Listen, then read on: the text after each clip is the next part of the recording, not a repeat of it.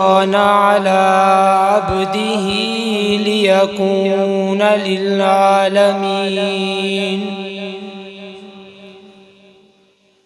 ليكون للعالمين نذيرا.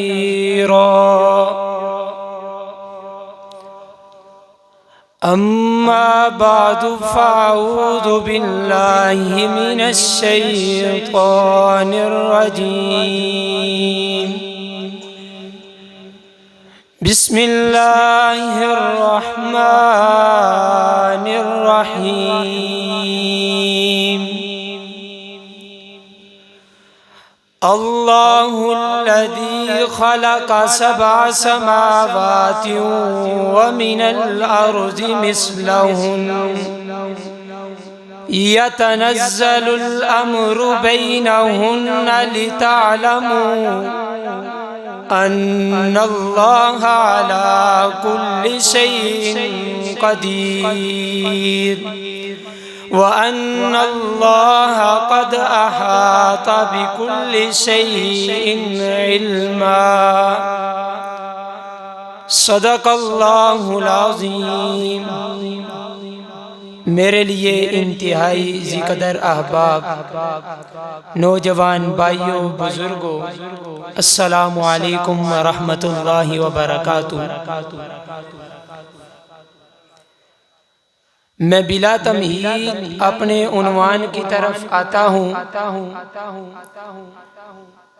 کہ اللہ تبارک و تعالی نے اس ساری کائنات کو وجود بخشا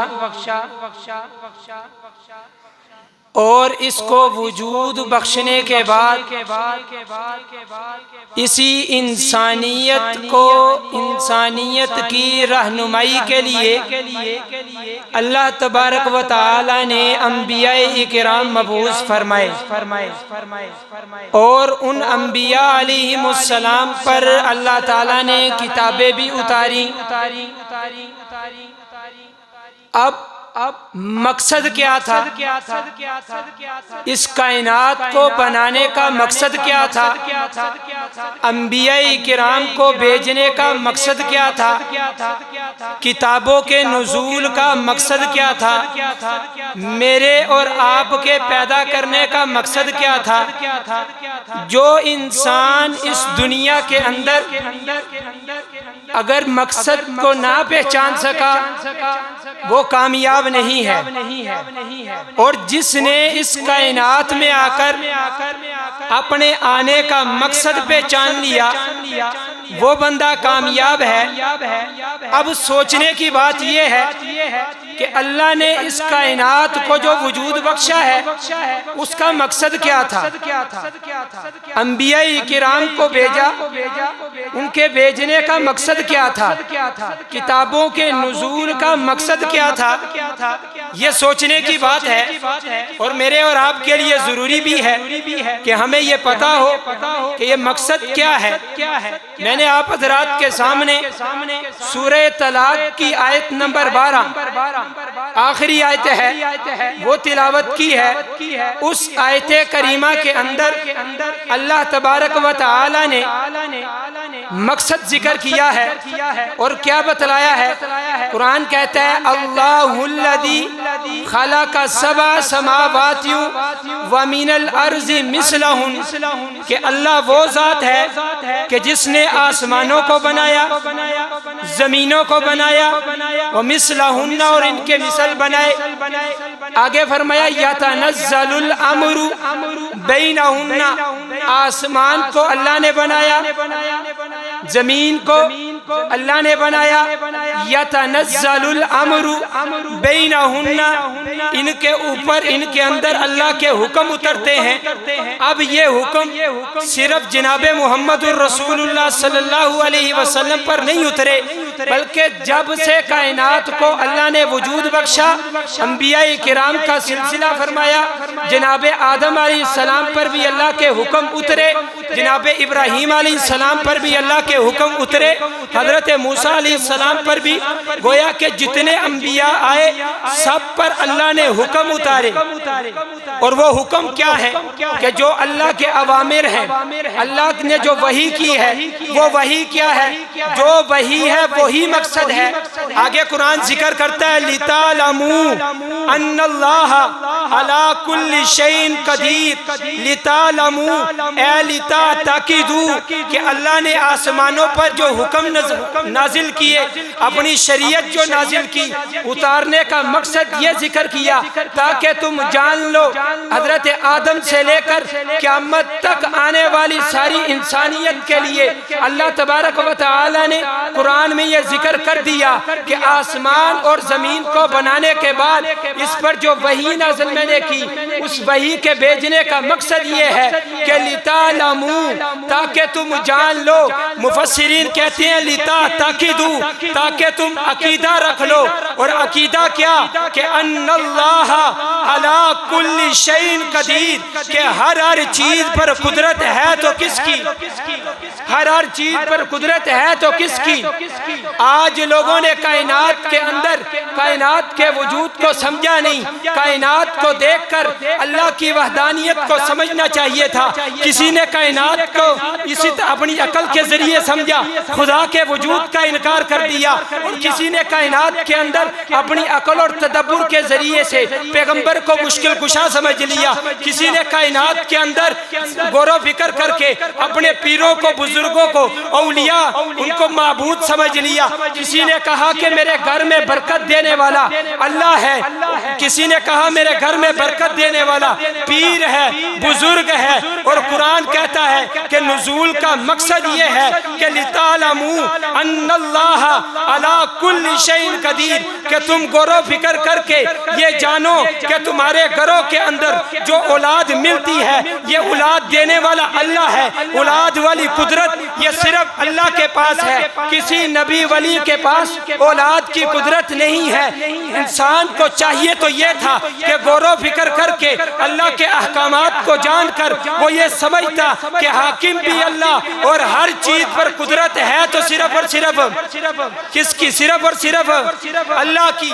انبیاء کے آنے کا مقصد بھی یہی تھا، انہوں نے مسئلہ بھی یہی سمجھایا وَمَا أَرْسَلْنَا مِن رَسُولٍ إِلَّا نُوحِي إِلَيْهِ أَنَّهُ لَا إِلَٰهَ إِلَّا أَنَا فَاعْبُدُونِ۔ ہر نبی کا مقصد یہی تھا کہ لا الہ الا اللہ، اللہ کے سوا کوئی حاجت روا نہیں، اللہ کے سوا کوئی بھی قادر مطلق نہیں، قادر مطلق صرف اللہ کی ذات، اولاد دینے والا صرف اللہ۔ اور یہی انبیاء کا مقصد وَلَقَدْ بَعَثْنَا فِي كُلِّ أُمَّةٍ رَسُولًا أَنِ اعْبُدُوا اللَّهَ وَاجْتَنِبُوا الطَّاغُوتَ۔ یہاں پر علماء جانتے ہیں لقد یہ تحقیق کے لیے ہے، پکی بات ہے، گویا کہ اللہ نے قسم اٹھائی أَنِ اعْبُدُوا اللَّهَ، اللہ نے ہر امت میں نبی بھیجا اور اس نبی کی دعوت کیا ہے؟ أَنِ اعْبُدُوا اللَّهَ، أَنِ اعْبُدُوا اللَّهَ کہ عبادت کس کی؟ عبادت قادر مطلق کون ہے؟ ہر چیز پر قدرت کس کی؟ انبیاء کے آنے کا مقصد یہ ہے، انہوں نے بتایا کہ ان اللہ علی کل شیء قدیر کہ ہر چیز پر قدرت کس کی؟ اللہ کی۔ لوگوں کو چاہیے یہ تھا کہ وہ اس میں غور و فکر کرتے، انبیاء کے مقصد کو سمجھتے اور کتابوں کے مقصد کو سمجھتے۔ انہوں نے انبیاء کے آنے کو تو دیکھا، دلائل کو دیکھا، لیکن کسی نے انبیاء کو معبود سمجھ لیا، کسی نے کہا کہ عزتیں دینے والے انبیاء ہیں، کسی نے کہا بزرگ ہیں، اور کسی نے کہا کہ اللہ بھی فوق الاسباب پکارے سنتا ہے اور ہمارے نبی بھی فوق الاسباب پکارے سنتے ہیں۔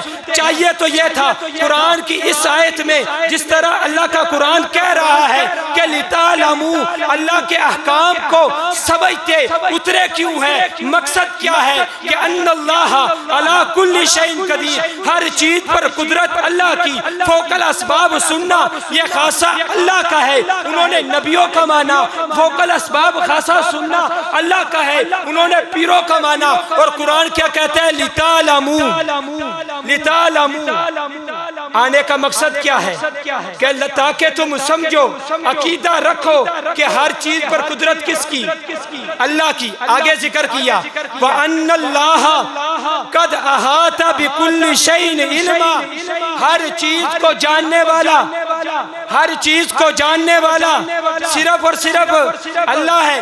آیت الکرسی پڑھتے ہیں وہاں پر وَلَا يُحِيطُونَ بِشَيْءٍ مِّنْ عِلْمِهِ إِلَّا بِمَا شَاءَ، ہر چیز پر احاطہ صرف اللہ کا۔ دوسرے مقام پر فرمایا قُلْ لَا يَعْلَمُ مَنْ فِي السَّمَاوَاتِ وَالْأَرْضِ الْغَيْبَ إِلَّا اللَّهُ، کہ آسمانوں اور زمینوں کو غیب جاننے والا صرف اور صرف اللہ ہے اور کوئی نہیں۔ اگر کوئی نبی، ولی، پیر علم غیب جانتا ہوتا تو اللہ اس کے لیے ضرور ذکر کرتے اور کہتے میرا پیغمبر علم غیب رکھتے ہیں، لیکن کہیں بھی قرآن مقدس میں ذکر نہیں کیا اور فرمایا قُلْ لَا يَعْلَمُ مَنْ فِي السَّمَاوَاتِ، آسمانوں کے اندر جو کچھ بھی ہے، وَالْأَرْضِ، زمین کے اندر جو کچھ بھی ہے، اس کو جاننے والا کون ہے؟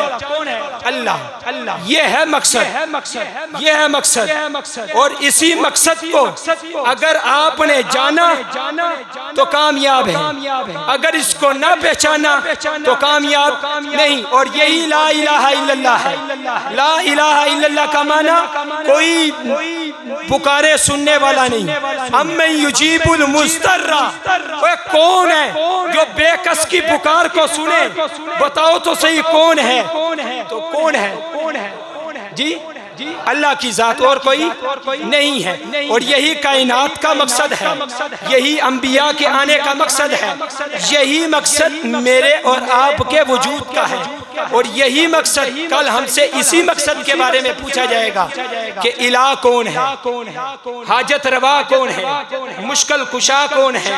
اس وقت کوئی کام نہیں آئے گا اگر عقیدہ ٹھیک ہوا، وہی جو انبیاء کا مشن ہے، اسی مشن والا، اسی مقصد والا عقیدہ ہوا تو تب آپ کے لیے کامیابی ہے۔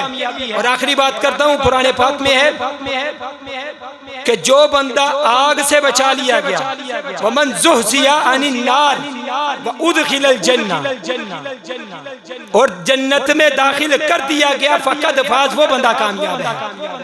اب میں اور آپ ابھی تک جنت میں داخل نہیں کیے گئے تو اس لیے اب ہم کامیاب نہیں ہوئے۔ ہاں، قرآن کو سمجھنا اور اس کے مطابق عقیدہ رکھنا یہ کامیابیوں کے اسباب میں سے سبب ہے۔ جنت میں ہمیشہ کے لیے جانا یہ ہمیشہ کے لیے کامیابی ہے، اور یہی قرآن کہہ رہا ہے۔ اس لیے ضرور اپنے بچوں کو دین پڑھائیں اور ان کو سارا کچھ دین کے ساتھ ساتھ دنیا بھی سکھلائیں، لیکن دین کو ترجیح ہو۔ اور یہ جو مقصد ہے، اسی مقصد کو آپ خود بھی سمجھیں اور اپنے گھروں میں بھی پہنچائیں، اپنے رشتہ داروں کو، دوست احباب کو یہی مقصد جو قرآن نے بتایا۔ سورۃ الطلاق آیت نمبر 12، گھروں میں جا کر اس کا ترجمہ خود دیکھ لیجئے گا، وہی نکلے گا انشاءاللہ جو میں نے بیان کیا ہے۔ اللہ تعالیٰ سے دعا ہے کہ اللہ تعالیٰ ہم سب کو صحیح معنوں میں قرآن و سنت پر عمل کرنے کی توفیق دے۔ وآخر دعوانا